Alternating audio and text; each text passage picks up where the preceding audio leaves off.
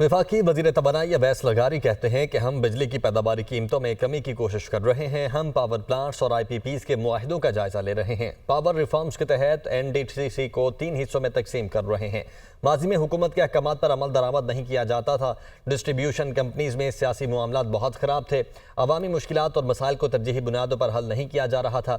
हमारे पास 9 distribution companies काम कर रही हैं। 70% पावर प्लांट्स हुकूमती सरपरस्ती में चल रहे हैं, जिसके जरिए बिजली पैदा की जा रही है।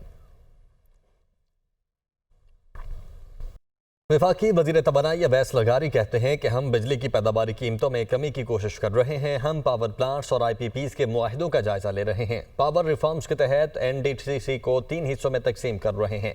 माजी में हुकूमत के अहकामात पर अमल दरामद नहीं किया जाता था। डिस्ट्रीब्यूशन कंपनीज में सियासी मामलात बहुत ख़राब थे। अवामी मुश्किलात और मसाइल को तरजीही बुनियादों पर हल नहीं किया जा रहा था।